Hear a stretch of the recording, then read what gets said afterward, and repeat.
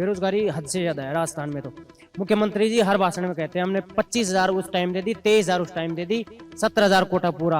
अरे कागजों में तो करो उसको, कोटा पूरा वहां हो रहा है, हमारे यहाँ तो लगे ही नहीं। मैं 2021 से बीटेक पास आउट हूँ, आज तक बेरोजगार हूँ। कॉलेज वगैरह के हिसाब से ये बीटेक पास आउट हो गया, वो बहुत बड़ी बात है। कांग्रेस सरकार जाने का मुख्य कारण पेपर लीक है। आपने यहाँ की रोडों की हालत देखी होगी।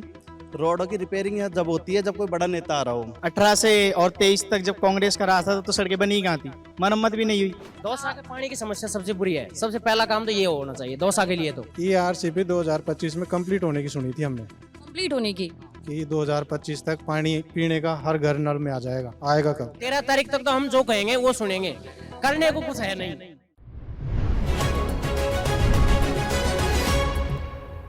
नमस्कार, मेरा नाम उपासना है और आप देख रहे हैं the Lallan top. Lallan top इस समय चुनावी यात्रा पर निकला हुआ है। हम पहुंचे हुए हैं राजस्थान में उपचुनाव हो रहे हैं 7 सीटों पर, और उन 7 सीटों में से एक है दौसा विधानसभा क्षेत्र। उसमें हम दौसा शहर में मौजूद हैं। ये एक पार्क है, आपको चिड़ियों की चहचहाट आ रही होगी तो आप समझ जाएंगे। वातावरण दिख रहा होगा, पेड़ पौधे हैं, पार्क है, स्मारक है, और मेरे पीछे कुछ लोग हैं, क्योंकि हम इनसे बात करेंगे अभी उपचुनाव में इनके कौन से मुद्दे हैं, और जो अभी पिछला चुनाव हुआ था इसमें इन्होंने किन मुद्दों पर वोट दिया था। 2 कैंडिडेट हैं, बीजेपी से हैं किरोड़ी लाल मीणा के भाई जगमोहन मीणा, और कांग्रेस से DC भैरवा हैं, जो मुरारी लाल मीणा सांसद बनने के बाद उनकी जो सीट खाली हुई है उसके लिए वो कैंडिडेट हैं। अब टक्कर दोनों तरफ है, क्योंकि दोनों ही मीणा कैंडिडेट हैं। देखना होगा कि कौन सा समाज कौन से कैंडिडेट को अपना प्रतिनिधि बनाता है। लेकिन उससे पहले ये तय करेगा कि किस मुद्दों पर कौन सा कैंडिडेट अपने आप को ज़्यादा दावेदार मजबूत पेश कर पा रहा है। सबसे पहले आप में से कौन बात करेगा? हाँ सर आपका नाम क्या है? मेरा नाम लोकेश परेवा है और मैं एक युवा बेरोजगार हूँ इस टाइम पे। और हमारी जो सबसे बड़ी समस्या इस टाइम पे मैं ये मानता हूँ कि जो वैकेंसीज आती हैं, एक तो बहुत कम वैकेंसीज आती हैं और उस वैकेंसीज को 2-2, 3-3 साल तक डिले किया जाता है, उनके रिजल्ट्स नहीं निकलते। 2023 से कोई भर्ती हुई है जो आज तक कंप्लीट नहीं हुई है, कोई भर्ती हो भी जाती है, एग्ज़ाम हो जाता है तो वो रद्द हो जाती है। मुझे ऐसे सिलसिलेवार तरीके से बात करते हैं। मान लेते हैं अगर दौसा के किसी कॉलेज से कोई स्टूडेंट पढ़ के निकलता है तो उसके पास क्या ऑप्शन होता है? क्या शहर छोड़ के बाहर जाने का होता है या फिर यहाँ पर नौकरियाँ मिल जाती हैं?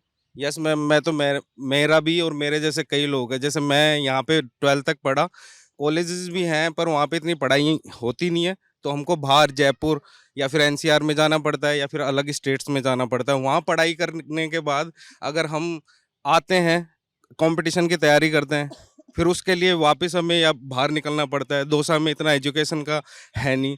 फिर उसके बाद में गवर्नमेंट की तैयारी करो, अगर वहाँ नहीं हुआ तो IT या फिर किसी भी किसी भी उसमें जाएं तो वहाँ पे यहाँ पे दौसा में और स्पेशली जयपुर राजस्थान में ऐसा कोई हब नहीं है कि जैसे कर्नाटक बाहर जाएं तो IT हब है कोई ऐसे। अब जयपुर थोड़ा डेवलप हो रहा है पर वहाँ पे एक तरीके से इतना सपोर्ट नहीं मिलता है ना, तो वहाँ रहने भी इतना महंगा है। वहाँ पे अगर 15,000 की जॉब मिलेगी तो वहाँ पे रहना खाना ही इतना हो जाता है कि आप ना तो कुछ बचा पाते। दौसा में तो कुछ भी नहीं है। तो मतलब आप कह रहे हैं कि कॉलेज से पास आउट होने के बाद बाहर ही जाना पड़ता है, और जो स्थानीय यहाँ की जो सरकारी नौकरियां हैं उनमें भर्तियां बहुत देरी से आती हैं और होती हैं, अगर जो हो जाती हैं उनमें जल्दी नियुक्ति नहीं होती, ऐसा है? नियुक्ति भी नहीं होती मैम। और एग्ज़ाम के बाद में फर्जी यहाँ पे पहले तो कोई एग्ज़ाम होगी उसका पेपर लीक हो जाता है। पेपर लीक हो गए, इतने सारे पेपर लीक हो गए। SI भर्ती का हो गया मैम, EORO अभी रद्द हुई है। दूसरी बात ये, कोई चल रही है प्रक्रिया तो अब उस पे स्टे लग जाता है, फाइनल रिजल्ट पे स्टे लग जाता है। जैसे अभी सूचना सहायक पे JRA हुई है जूनियर अकाउंटेंट की, उन पे फाइनल स्टे लगा हुआ है। तो ये लगभग 2 साल हो जाएंगे। 2023 में भरा था, अब 2025 आने वाली है, अभी तक उनका ना तो DV हो रहा है ना कुछ हो रहा है और उस पर फाइनल स्टे भी लगा हुआ है मैम। सर आपका क्या नाम है? मेरा नाम राकेश शर्मा है। अब आप देखिए यहाँ पे 90 रुकिए, आप कितने साल से दौसा में यहीं नौकरी कर रहे हैं या पढ़ाई कर रहे हैं? मैं अभी यहाँ पे पढ़ाई कर रहा हूँ और लगभग मेरे को यहाँ 20 साल हो गए रहते हुए। किस चीज़ की पढ़ाई कर रहे हैं? मैं टेक्निकल फील्ड से हूँ। और मैम आपको मैं बताऊँ कि 1992 में दौसा जिला बना था। आपने यहाँ की रोडों की हालत देखी होगी। रोडों की रिपेयरिंग यहाँ जब होती है जब कोई बड़ा नेता आ रहा हो। उसके बाद में यहाँ पे दौसा में वो रोडवे डिपो है जो केंद्रीय बस स्टैंड के नाम से रोडवेज बसें सीधे जयपुर से निकलती है भरतपुर के लिए। दौसा के अंदर कोई बहुत रेयर चांस में आती हैं। जंक्शन है दौसा, ट्रेन रुकने का नाम नहीं लेती। कोई जो पहले से चली आ रही है 20 साल पहले से वही ट्रेनें रुक रही हैं। ना वंदे भारत रुकती है, कभी कभार यहाँ ना तो गरीब रथ रुकती है, कोई एक दो ट्रेनें हैं जो रुकती हैं। रोज लोगों को कमाने के लिए जाना पड़ता है जयपुर। उसके बाद में यहाँ पे सुबह जाते हैं, जैसे जैसे ऐसे जाते हैं जैसे कूड़ा भर रखा हो, इस प्रकार से जाते हैं यहाँ पे ये लोग। तो सभी शहरों का हाल है सर, कूड़ा भर भर के जा रहे हैं। बिल्कुल, यहाँ पे दौसा शहर के अंदर ऐसा कोई नहीं है कि जिसमें लोग कमा सके। यहाँ पे पानी की स्थिति यह है कि घरों में पानी की हालत इतनी खराब हो चुकी, बिल्कुल पीने के योग्य पानी नहीं है। लोगों की जो जवानी भरी जवानी में लोगों के पैर दर्द करने लग गए, कुबड़ की स्थिति आ चुकी है। कई स्थिति की कॉलोनी की क्या हो गया है? फ्लोराइड है पानी में, यहाँ के पानी में फ्लोराइड बहुत ज्यादा है। और इसका कोई समाधान नहीं हो रहा है, ऐसे आप लोगों ने बात की। ईसरदा का प्रोजेक्ट है, ERCP वाला है। अब वो चल रहा है, धरातल पे कितना चल रहा है ये तो पता नहीं। कागजों में तो रेगुलर चुनाव भाषणों में तो खूब मिलता है वो। हर साल जैसे ही चुनाव आएंगे ईसरदा ERCP मिलेगी आपको। पाइपलाइन बिछेंगी, पानी कब आएगा पता क्या वादा किया गया था इस प्रोजेक्ट के लिए? नहीं। ERCP 2025 में कंप्लीट होने की सुनी थी हमने। कंप्लीट होने की? हाँ, कि 2025 तक पानी पीने का हर घर नल में आ जाएगा। अभी तक तो पाइपलाइन ही पूरी नहीं बिछी, आएगा कब? पानी घर में मतलब क्या रूटीन होता है? क्या सरकारी सप्लाई होता है या फिर 24/7 आता है? पाइपलाइन आएंगे तो होगा ना। अभी फिलहाल आप लोगों के घर के में पानी टैंकर डलवाओ आप, या तो बोर्ड लगवाओ या पानी के टैंकर डलवाओ। पानी के टैंकर जैसे गर्मियों में तो 800 रुपये का हो जाएगा। अब जैसे बारिश अच्छी हो गई 400-500 रुपये में मिल जाता है। फिर 800 रुपये में हो जाएगा जब बिल्कुल स्थिति खराब हो जाती है। तो मतलब जो हम लोग टिपिकली सालों पहले सुनते थे कि राजस्थान में जाओ तो पानी नहीं मिलता है, मतलब वो स्थिति अभी भी जस्टिफाई हो रही है? आप गर्मियों में आ जाना, आपको पता लग जाएगा, किसी से पूछ लेना भाई। हम तो जैसे क्या है कि देखते हैं, हम तो जी रहे हैं उस जिंदगी में। लोगों के है ही नहीं, पानी है ही नहीं, यहाँ पीने का पानी नहीं मिलता इतना। तो आप भी पढ़ाई कर रहे हैं, स्टूडेंट हैं या फिर तैयारी कर रहे हैं? तैयारी कर रहे हैं मैम। एजुकेशन पूरी कंप्लीट हो चुकी है? एजुकेशन कंप्लीट हो चुकी है, सूचना सहायक का रिजल्ट का इंतजार कर रहे हैं। 3 साल हो गए रिजल्ट आने में। 23 में फार्म भरे थे। उसके बाद शादी करेंगे? शादी तो हो गई। नहीं होगी? नहीं हो गई शादी तो। अच्छा, शादी हो गई। हाँ, बेटी भी है। और आप तैयारी कर रहे हैं? शादी तो कर देते हैं हमारे जल्दी, गुजर समाज से हैं हम। हमारे तो जल्दी कर। कितनी उम्र में शादी हुई थी आपकी? मेरी तो बहुत लेट हुई है। कितनी उम्र में हुई है? मेरे से बड़ों वालों की तो 16-16 साल की। मेरे और छोटे छोटे बच्चों की कर देते हैं हमारे समाज में। अभी भी? अब तो नहीं करते, पर पहले कर देते थे। आपकी किस एज में हुई, तो बताइए। 24 में हुई थी। कितनी बड़ी बेटी है आपकी? 2 साल की है। तो अभी जो सिचुएशन दिख रही है, आपको लगता है कि आप भविष्य में भी यहीं पर रहेंगे या फिर अब लेकर के चले जाएंगे दूसरे शहर में? मकान यहाँ है, गांव यहाँ है, तो जाएंगे तो कहाँ, रहना तो यहीं है। रोजगार की तलाश में, अगर जैसे सरकारी नहीं लगती है तो रोजगार की तलाश में जाना होगा। उसके लिए तो फिर बाहर ही निकलना है, यहाँ कोई ऑप्शन नहीं है। और अभी जैसे चुनावी जो रैलियां हो रही हैं, इसमें किरोड़ी लाल मीणा जी ने कहा है कि वो दौसा को एजुकेशन हब बनाएंगे कोटा की तरह। सब भाषणों में है मैम, किरोड़ी लाल जी की नहीं, मैं हर पार्टी की कहता हूँ। कांग्रेस का आएगा वो भी ये कहेगा कि हम ये कर देंगे वो कर देंगे, भाषणों में सब करते हैं। किरोड़ी लाल जी कह रहे हैं ट्रिपल इंजन की सरकार हो जाएगी अपनी, और SI की भर्ती उनसे रद्द नहीं हो पा रही। अभी हम इंटरव्यू करके आ रहे हैं तो मनोज मीणा है, मैं 1 मिनट आगे बात काटूंगा। मनोज मीणा है, युवा नेता है, आप तो जानते हो, देखा होगा। क्यों गिरफ्तार कर रखा है उसको? क्या कारण है उसको गिरफ्तार? उसने क्या मांग करी है? किरोड़ी लाल जी कह रहे हैं, वही तो वो कह रहा है SI भर्ती में पेपर आउट हुआ है, उसको रद्द करो। क्यों नहीं कर रहे? किरोड़ी लाल जी की खुद की सरकार में नहीं चल रही। उधर से भजन लाल जी कह रहे हैं कि हमने 70,000 भर्तियां पूरी कर दी। सूचना सहायक की भर्ती एग्जाम इन्होंने पहली भर्ती थी इनकी, जब बीजेपी गवर्नमेंट अब की बार बनी तब पहली भर्ती सूचना सहायक की थी, वो अभी तक कंप्लीट नहीं हुई। इन्होंने 70,000 भर्तियां कहाँ से कंप्लीट कर दी? किसको ज्वाइनिंग दे दी? पेपर लीक हो जाता है। पेपर मैम ई मित्र पे डिग्रियां बांटी जा रही है। कल परसों के जयपुर भास्कर में आई थी, 10 करोड़ की डिग्रियां फर्जी ई मित्र पे बटी हुई हैं, जिसमें 17 पकड़ में आई है। 17 JNU यूनिवर्सिटियां हैं। यूनिवर्सिटी है, राजस्थान की 16 विश्व इन यूनिवर्सिटी के फर्जी डिग्रीज बट रहे हैं। मित्र जो हमारे जो ई मित्र जो कंप्यूटर की दुकानें होती हैं, CSC होते हैं जो। हाँ CSS, उन पे फर्जी 10 डिग्रियां मिलती हैं। 10 करोड़ की फर्जी डिग्रियां पकड़ी गई हैं। अब परसों तक के जयपुर भास्कर फ्रंट पे आया है ये, और ये मामला हजार जितनी भी वैकेंसी आती है उनमें फर्जी, ये या तो बैक पेपर डेट आउट में हो जाएगा। पेपर आउट हो जाएगा तो इंटरव्यू में पैसा खा जाएंगे, इंटरव्यू में भी खा जाएंगे तो फर्जी डिग्रियां निकल जाएंगी। भर्तियां कंप्लीट कहाँ हो रही है? रोजगार मिल नहीं रहा। रेलवे में रोजगार मिलता था, रेलवे में ऊँट के मुंह में जीरा बराबर भर्तियाँ आ रही है। रेलवे में 3 करोड़ फार्म लगते हैं, पिछली वैकेंसी में 1.5 करोड़ के करीब फार्म लगे थे और 1 लाख वैकेंसी थी। इस बार 16,000 वैकेंसी है और अब आप देख लो फार्म कितने लगे होंगे। बेरोजगार तो वही है, क्योंकि 1 लाख ही लगे होंगे, ज्यादा से ज्यादा लगे होंगे। तो आप कितने साल से सरकारी एग्जाम के लिए लगातार अप्लाई करते जा रहे हैं पूरा?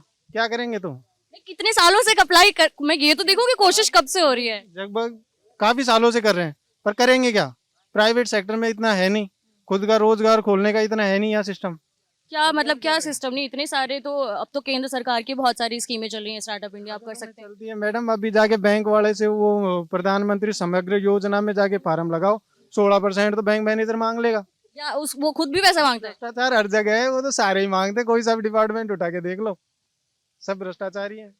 आप क्या करते हैं सर? मैं भी तैयारी कर रहा हूँ अभी तो, किस चीज की? आईटी क्षेत्र की। आईटी क्षेत्र की।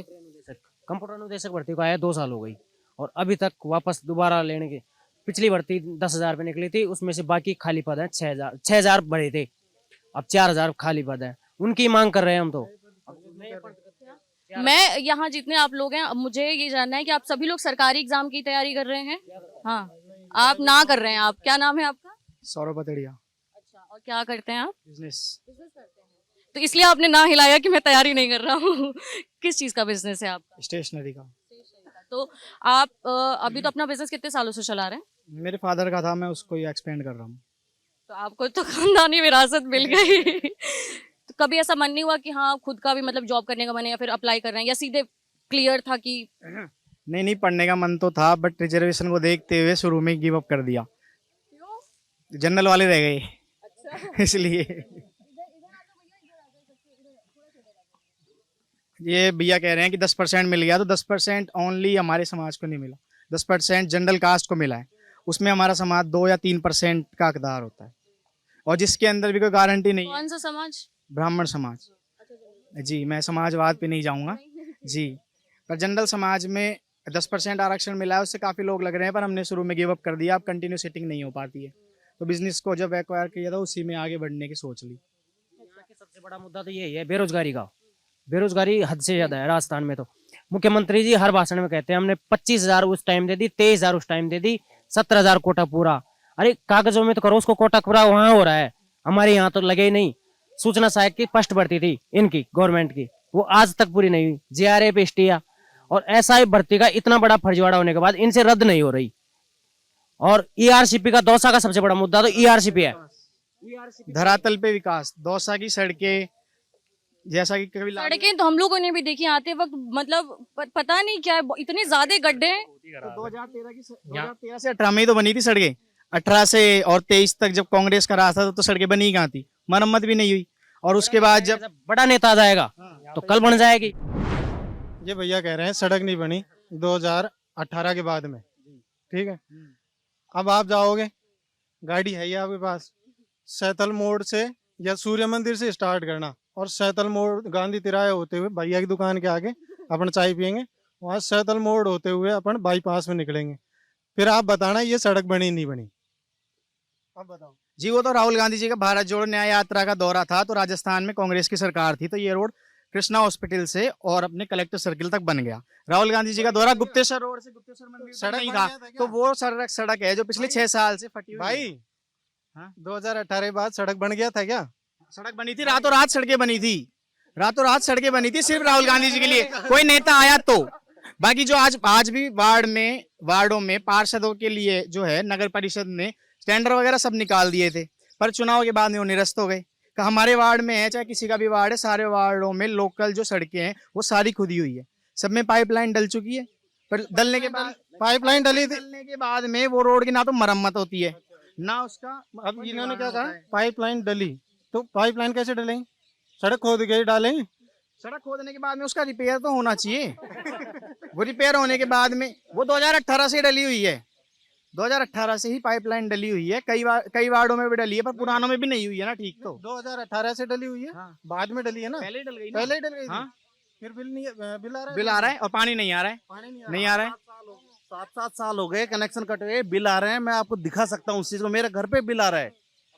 अभी भी बिल आ रहा है, आप लाइन कटी हुई है 7 साल से। आप लोगों ने ये मुद्दा उठाया कि बिल किस चीज का दे रहे हैं, क्या यहाँ विधायक पूर्व विधायक ने के सामने भी एक बार ये उठाया था, तो बोला बिल मत जमा कराओ, उनका ये स्टेटमेंट है।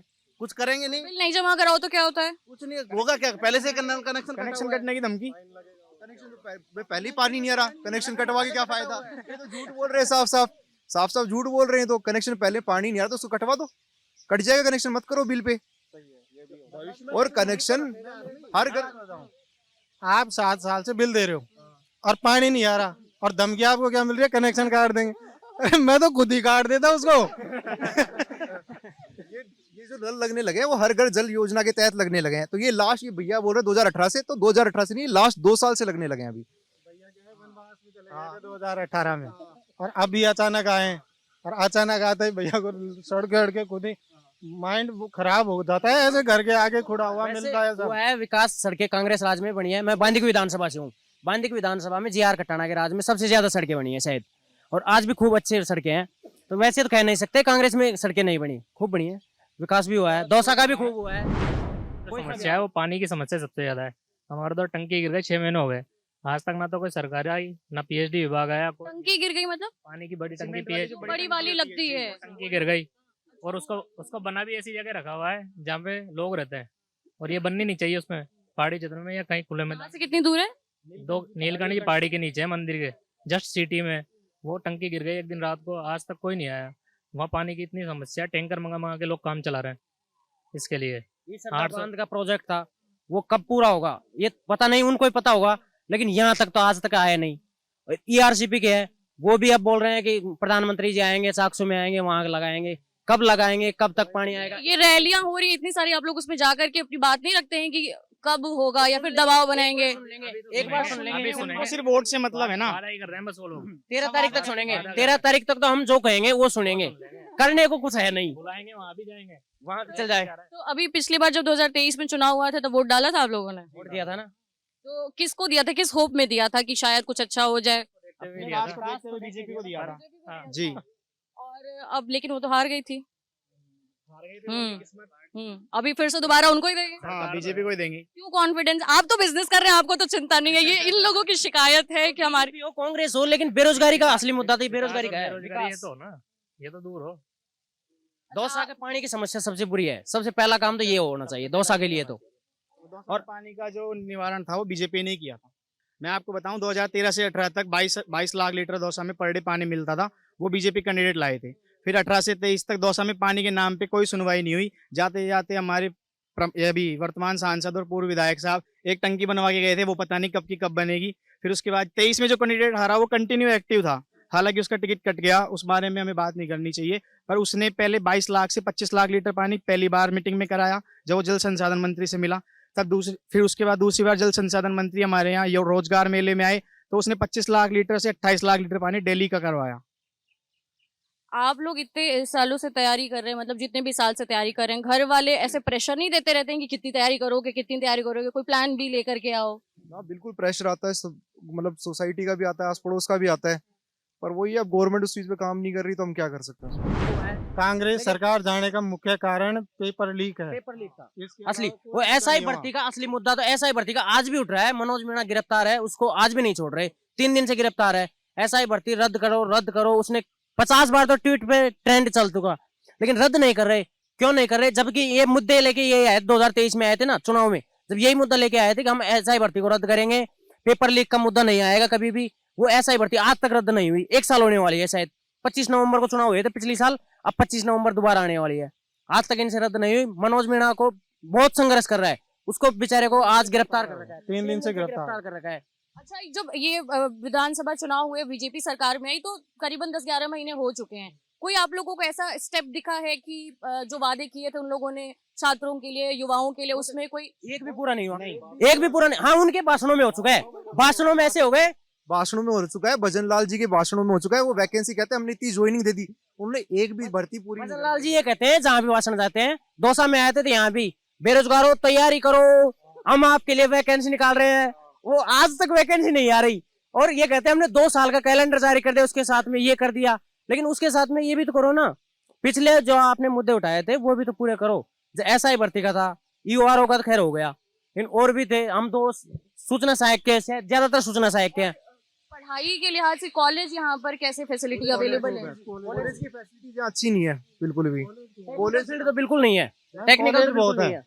चारों तरफ कॉलेज ही कॉलेज हैं, खूब है, 7-8 कॉलेज हैं, पर सुविधा नहीं है। पर एजुकेशन लेवल वहाँ पे इतना नहीं है कि सबको बाहर भेजना पड़ता है। कॉलेज की बिल्डिंग है, कुर्सियां हैं। अभी जगमोहन जी कह रहे हैं चुनाव मुद्दों में एजुकेशन अब बढ़ाएंगे, लेकिन वो अब तो कह रहे हैं अगर जीत भी गए ना तो शायद ही एजुकेशन अब दौसा बन जाए।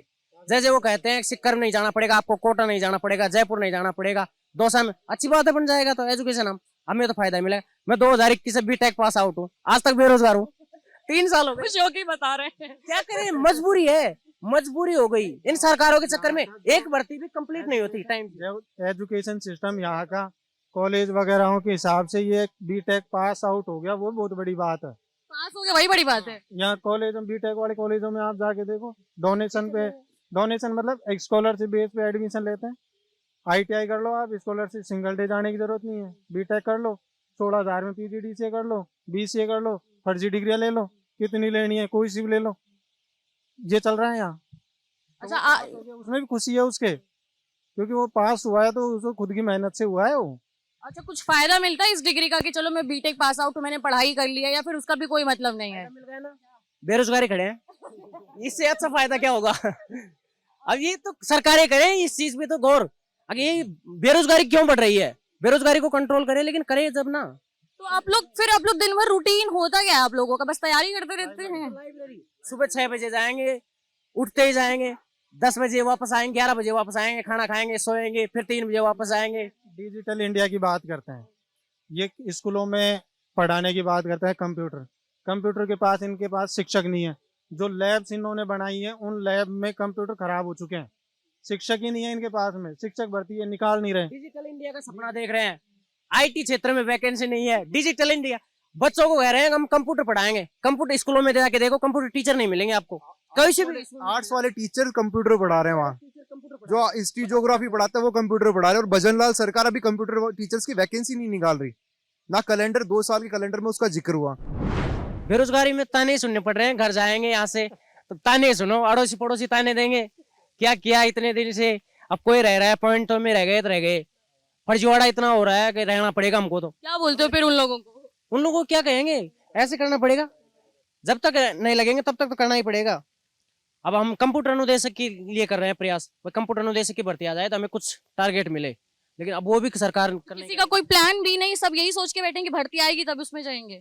प्लान भी वही है, कुछ जैसे कि कुछ ऐसा प्लान है जैसे कि हम अपना स्वयं का रोजगार भी कर रहे हैं। ऐसी बात नहीं है कि सब भर्तियों पे ही ध्यान दे रहे हैं। और हमारा यहाँ एक समस्या हो रहा है, जैसे कि राजस्थान में अभी जो भजन लाल जी कह रहे हैं कि BSTC में हम 50% महिला आरक्षण देंगे, तो वो किस हिसाब से कह रहे हैं? 50% का मतलब बहुत ज्यादा होता है। इसमें अगर महिलाओं को ही 50% दे दिया जाएगा तो पुरुषों का क्या होगा? सर तो अगर 50% महिला जाएंगी तो 50% पुरुष भी तो जाएंगे, बराबर बराबर तो है ना। उसमें इस तरह नहीं है विभाजन, उसमें यह है कि हर कैटेगरी का अलग कोटा होता है, उसमें भी फिर उसमें सब कोटे होते हैं। उसके अंदर जैसे PH वाले लोग होते हैं, कुछ खेल वाले लोग होते हैं, तो सबको अपने अपना लेने के बाद में तो पुरुषों के पास में बहुत कम वो रिजर्वेशन बचेगा। हर कैटेगरी का जो रिजर्वेशन दे दिया है उसके बाद सब कैटेगरी के अंदर 50% औरतें होंगी, 50% पुरुष, ऐसा कह रहे हैं। हाँ, उसके बाद में भी फिर उसमें भी और रिजर्वेशन है, उसमें खिलाड़ियों को अलग से रिजर्वेशन है, जो हैंडीकैप है उनको अलग से रिजर्वेशन है, और एक्स सर्विसमैन को अलग से रिजर्वेशन है। तो आपको लग रहा है कि गलत है, रिजर्वेशन नहीं होना चाहिए? नहीं मैम, जो पहले 33% रिजर्वेशन होना चाहिए, जो जरूरतमंद है उसके हिसाब से रिजर्वेशन होना चाहिए। अभी जर्नल में भी EWS मिला है, वो किस बेसिस पे उनके आर्थिक स्थिति के हिसाब से रिजर्वेशन मिला है। हाँ, तो मिलना चाहिए रिजर्वेशन, जो पहले से चला आ रहा है वो चलना चाहिए अभी। पर महिलाओं को जो पहले से 30% आरक्षण दिया जा रहा था वो एकदम जायज था। हम उसके लिए 30% वैलिड लग रहा है और 50% इनवैलिड लग जा रहा है एकदम से। मैम 50% आरक्षण देने का मतलब हो रहा है 12% एक्स सर्विसमैन का, PH वाले भी हैं, कुछ और भी आ रहे हैं। महिला कैटेगरी के अच्छे नंबर आ गए तो वो जनरल में जाएगी, वो जनरल में जाएगी तो लड़कों की सीट पे जाएगी। ये ऐसे मिला के टोटल 87% हो जाता है। लड़कों के लिए कितना बचा? 13%। 1 लाख वैकेंसी आएंगे, 13,000 लड़के लगेंगे। तो मतलब आप कह रहे हैं कि लड़कों को ज्यादा जरूरत है, उनको ज्यादा जिम्मेदारियों जरूरत दोनों को है, लेकिन उनको इतना दो, पहले 30% रहा, 30% दे दो, 33% कर दो, 35 कर दो, लेकिन 50 बहुत ज्यादा हो जाता है। क्या दिक्कत है? दिक्कत नहीं है ना। दिक्कत कुछ नहीं है मैम, बात यह है कि आजकल लड़कियां भी बराबर से लड़कों के हैं। वो अपना महिला सशक्तिकरण इस तरह नहीं होगा कि भाई उनको 50% दे दिया जाए और लड़कों को 50% का उनका जो रिजर्वेशन है, जो मुद्दा है कि कंपटीशन का मतलब ये होता है कि बराबर से फाइट करना। लड़कियां भी उतनी ही इक्वल फाइट कर रही है जितना लड़के कर रहे हैं, तो इसका 50% बहुत ज्यादा होता है, तो लड़के उस हिसाब से फिर एजुकेशन में नहीं जा पाएंगे। पहले रिजर्वेशन में क्यों दे रहे हैं रिजर्वेशन? वहां भी तो दो, पार्लियामेंट में भी दो। जैसे विधानसभा में हमारे 200 सीट है, 200 में से 100 लेडीज बैठाओ, 100 लड़कियों को बिठाओ, 100 उनको बिठाओ। मुख्यमंत्री जी को पहले खुद से पद इस्तीफा देके दिया कुमारी को बनाओ, जब लागू करो तब अच्छे लगेंगे। हाँ हम मानेंगे, कुमारी सही रहेंगी, सीएम बन जाएंगे तो। महिला बनेगी ना, हम मानेंगे। हाँ महिला को आरक्षण दिया है इन्होंने, लेकिन करो तो सही कुछ, जब तो पता चलेगा। अभी तो इन्होंने खुद के लिए तो कर रखा है, ये नेता के बेटे नेता बनेंगे, बेरोजगार के बेटे बेरोजगार ही रहेंगे। आर्थिक स्थिति कमजोर हो रही है, लेकिन महिला को 2 आरक्षण 33% की जगह 35 कर दो। 50 बहुत ज्यादा हो रहा है, डिसबैलेंस हो रहा है। बैलेंस डिसबैलेंस हो रहा है, 87% तक जा रहा है वो। ठीक है। बहुत ज्यादा घुमा फिरा के मुद्दे जो है, मुझे लग रहा है लोकसभा चुनाव में जो बहुत डोमिनेंट मुद्दा था बेरोजगारी का, और वो उसके पिछले भी जो विधानसभा चुनाव हो रहे थे उसमें बेरोजगारी का मुद्दा कॉमन था, जो कि अभी तक चला आ रहा है लगातार। जब मुझे याद है सरकार बनी थी तो बजट पेश हुआ था, तो उसमें बहुत सारी 3 स्कीमें निकाली गई थी कि रोजगार बढ़ाने के लिए। लगता है वो शायद अभी तक डबल इंजन सरकार होने के बावजूद भी, जिन राज्यों में वो ठोक के कहते हैं कि डबल इंजन की सरकार बनेगी तो आपको फायदा मिलेगा, ऐसा लगता नहीं दिख रहा है जमीन पर। लोगों का कहना है, ये जो युवा है इनका कहना है कि हम पास आउट होने के बाद से हमारे पास बहुत ज्यादा स्कोप नहीं बचता है, यहाँ अगर रहना चाहते हैं तो सरकारी जो नियुक्तियां या भर्तियां वो आ नहीं रही हैं, प्राइवेट काम करने के लिए कोई स्कोप ही नहीं है, बाहर ही जाना पड़ता है। मतलब जो एक शहरीकरण वाली समस्या है उसका जो बेस है वो यही है कि अब यहाँ पर रोजगार नहीं दे रहे हैं। सरकारों को, जो भी सरकार बने, उसे पता नहीं कब समझ में आएगा कि जुमलेबाजी के अलावा शायद जमीन पर उतर के भी काम करना चाहिए। तो 100% नहीं, 50% ही सही, लेकिन लोगों का भरोसा उन पर कायम होगा, ये शायद उनका इंटेंशन हो जाए तो काम होने लगेगा। बहरहाल आप इस पूरे मसले पर आप क्या सोचते हैं हमें जरूर बताएं कमेंट बॉक्स में। मेरा नाम है उपासना, कैमरे के पीछे है मोहन। आप देखते रहिए दी लल्लन टॉप। शुक्रिया।